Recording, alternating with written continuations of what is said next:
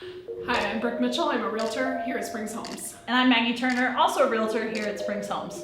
We're here to share with you kind of a new concept in the real estate market called iBuying or iBuyers. Yeah, iBuyers is one of the newest crazes out there in the real estate market, a no-hassle way to sell your home. But what exactly is it?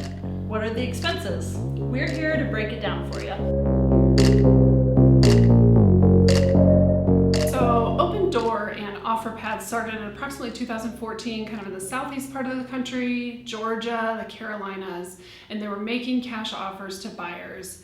The trend has kind of progressed across the country into maybe 23 metro markets at this point, and just really new to the Pikes Peak region. So because this concept of iBuyers is just now reaching the Pikes Peak market, we thought it'd be really great to talk with all of you, our wonderful followers on YouTube and Facebook and all of our clients, to let you know, is this program good for you? Is this something that would work well for you? What are the pros and cons of utilizing an iBuyer to sell your home? So what is an iBuyer, Brooke?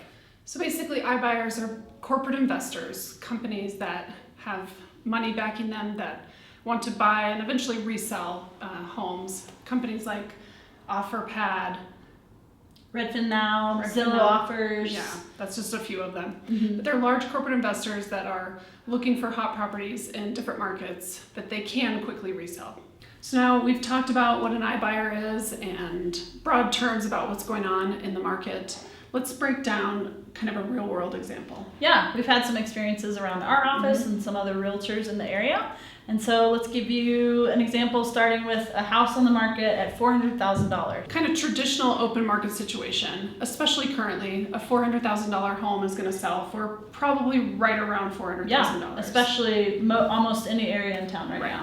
And while commissions can vary, let's just say for this instance, it's a 6% commission off the top of that to both realtors involved. And then on top of that, you have maybe some repairs or things like that that might come up during the home inspection phase. And so let's say the net to the seller at the end of that is about $371,000. So in the iBuyer scenario, for example, let's say that the offer comes in at $375,000. Now, why am I saying that number after we talked about a $400,000 house? Well, what we're finding in the research that we've done and some of the experience we've had here in the Pikes Peak region is that iBuyers are coming in anywhere from 5 to 30% off of asking price, or what you could potentially get on the market if you were working with a traditional realtor. It might look like a low commission if they say, we're only charging a 5.4% fee or whatever, but they are usually coming in with some additional fees, maybe some inspection costs, maybe even a lower reduced price after they've had time to inspect the house. That's yes, because sometimes, they'll have an initial offer at something that looks maybe decent,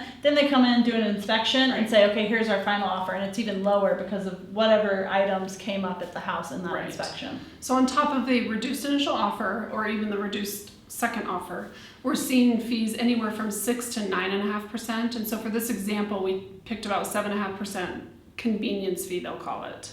And that lands a seller with a net profit of approximately $336,000. Right. So if you'll recall in this scenario, in the traditional open market, we're looking at a seller who netted about $371,000 from their sale versus the iBuyer, which was $336,000. Wow. Yeah. Now, one of the things that's interesting is these companies present with initial commissions that are lower than your maybe traditional 6% that a seller pays out on the open market, working with a traditional realtor. Yeah. But what we're finding in the research and what it's showing is that there are further fees, things that are kind of hidden that you may not know about. And so that's what you have to be aware of, and where you're seeing some of those numbers. Forbes estimates that most homeowners lose about 13 to 15% of their total net versus the traditional open market model that we've talked about, where it's more like 5 to 7%. Wow. Yeah. Wow. So interesting.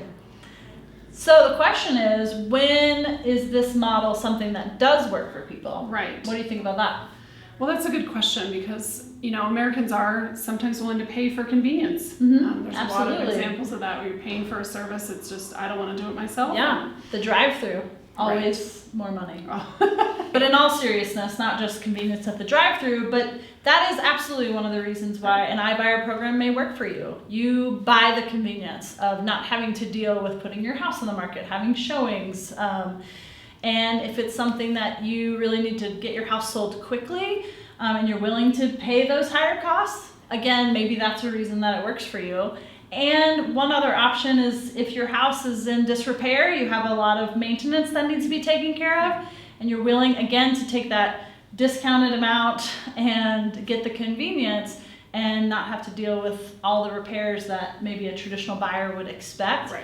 An iBuyer program may work for you. Right. And speaking of just the convenience of not putting your home on the market, I read one example of a family big family, and they ran a daycare business out of their home or something, and they just did not want to put the house on the market. And so for them, it was worth the cost of just having the deal done at that point. Yeah. So doesn't interrupt their business going on. Right. Yeah, all that totally makes sense. Yeah. Okay, so if you do consider the iBuyer model and try to move forward with that, there are some things that you should probably look out for. Right.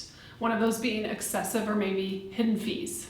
The second would be impersonal dealings with a corporate institutional buyer. Right. You have no personal advocate involved in this process. Right. Like we've talked about in the example, probably a lower net to the seller at the end. Mm-hmm. Yep. There's also pressure to make an instant decision, and you're not taking a chance at multiple offers that you could get from buyers on the market. So really this model is designed for the legal and financially savvy seller that wants to read through all these documents and really understand what they're getting into. Yeah, without the help of a realtor on their side working for them exclusively. So, if you work with a local real estate professional, how does that benefit you instead of working with an iBuyer? Right. Like you alluded to, obviously the first one is personal service. Mm-hmm. You have somebody with you who's helping you get your home ready for the staging and the marketing of it, maybe helping their kids understand what's to be expected in the whole process. You have negotiation help. Again, this all speaks to the personal service of having somebody right here in the city. And the inspection phase, sometimes that gets process a little is hairy. Yeah, absolutely. And then somebody's sitting at the closing table with you right at the end. They walked through the whole journey with the family, and here you are at the end with somebody who's walked through it all with you. Yeah, and back to all that legal and financial stuff that we referred to, Right. they've made sure that all of that is totally square when you get to that closing table. Yeah, exactly. The other thing that you benefit from is having local expertise. So someone who knows the market, knows the pace of the market, can reach out to fellow realtors, lenders in the area to know what's going on. They know neighborhoods. Right. They can check all the stats on showings in your area, how quickly things are and are not moving. That's really valuable to have. Right. And again, with the personal relationships, not just between the agent that's in the city and the seller, but also agents with other agents, and having that camaraderie and networking and helping the seller get their home sold. Absolutely. Let's be honest, in a strong economy especially, people are willing to pay for convenience. Yeah. Yeah, I mean, we bought a new house last year, and for a couple $100, we let somebody else install those blinds because it wasn't worth the fighting over and breaking, and Jason's pretty handy. He didn't. Exactly. Wow. Yeah. So we'll just let somebody else do it. Yeah, life is busy. The bottom line is willing to pay the convenience, but really at what cost in the end? Yeah. We hope that we've given you some great resources to consider your options and see the pros and cons of an iBuyer program. If you want to find out more information, please check out the resources that we have available on YouTube and Facebook and our blog that link to further articles from Forbes and other places that talk more about some of these stats that we mentioned in the video. Yeah. So thanks for joining us. Yeah.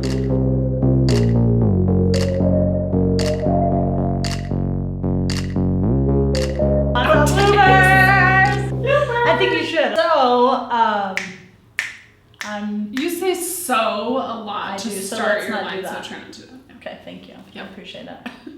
Ready? So, No, so. not going to use so. Thank you. Thank you. All right. So we hope. All right. So because Concept. this concept. So open door and So how about I say so right for you? So Brooke.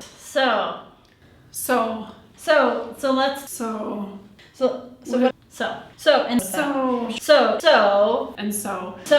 so so so the so so so Okay. okay so what Yeah. so Am I the one who's messing it up? Okay. as always, if you need anything or have any questions, give us a call. Absolutely.